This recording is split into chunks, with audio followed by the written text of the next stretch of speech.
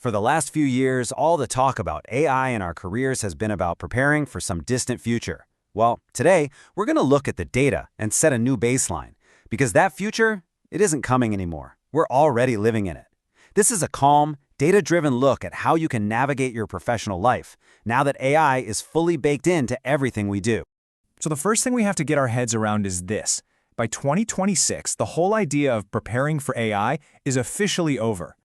The new reality is that our professional lives now take place entirely inside an AI-augmented world. It's the new operating system for work. Okay, so let's break down what we mean by this inflection point.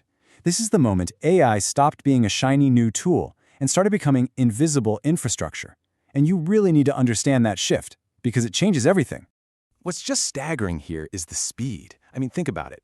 Just a few years back, AI was mostly in the background, doing analytics. Then, bam, 2022 and 23 hit and generative AI explodes.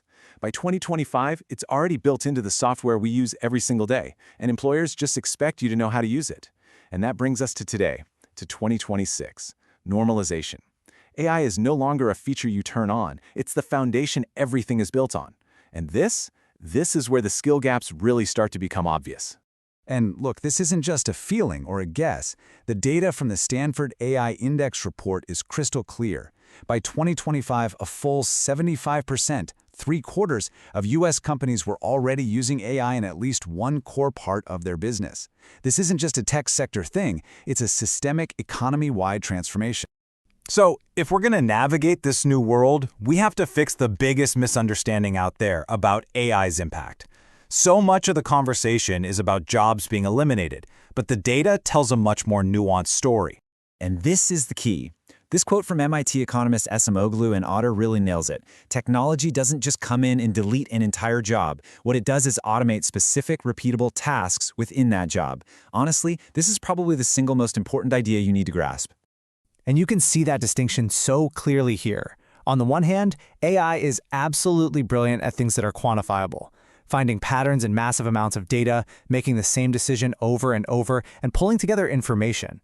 But on the other hand, we humans still have the clear advantage in anything that requires nuance, making a judgment call when things are gray, taking responsibility, building real trust with another person, and setting the overall creative vision.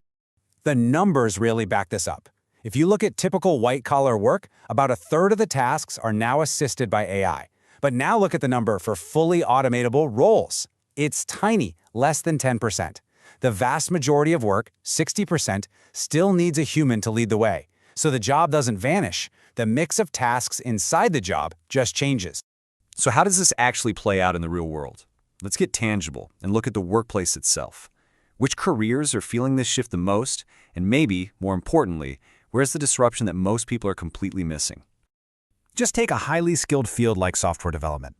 GitHub reported that by 2025, 90 million developers were using AI coding tools. I mean, that's not a small tweak to productivity. That is a fundamental change in how the actual work gets done at a massive scale. And what's fascinating is that you see this same pattern everywhere. AI takes over the execution, writing the basic code, generating first drafts of content, running the financial models, screening the first round of resumes. This frees up, or rather pushes, the human to focus on strategy and judgment, designing the whole system, figuring out the brand's core message, interpreting what the forecast actually means, and assessing if a candidate is a true leader. The value shifts from doing the task to directing the task. Okay, now for that hidden disruption I mentioned.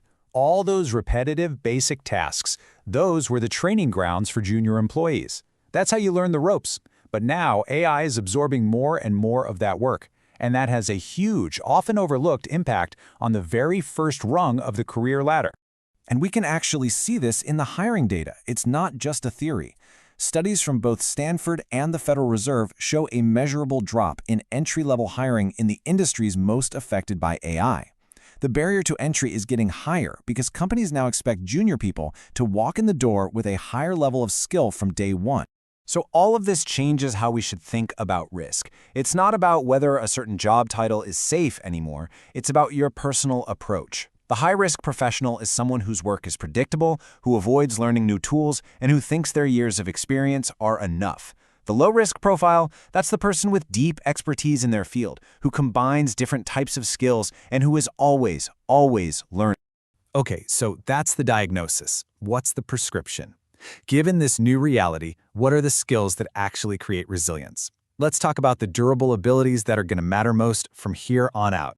You know, when you look across reports from places like the World Economic Forum and McKinsey, the same 5 skill areas keep popping up.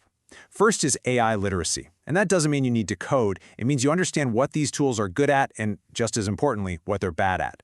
Second, critical thinking, being able to look at what an AI gives you and ask, is this right? Is this useful? Third is communication. Fourth, deep domain expertise. You have to know your field inside and out. And finally, adaptability. Just accepting that learning is now a permanent part of your job. I think Wharton professor Ethan Mollick summed it up perfectly. AI is a multiplier. It gives a massive boost to people who already have expertise and good judgment. It's not a substitute for knowing your stuff. It's an amplifier for it. And this is causing a really fundamental shift in the job market. You know, the old way of thinking was that your degree was your guarantee.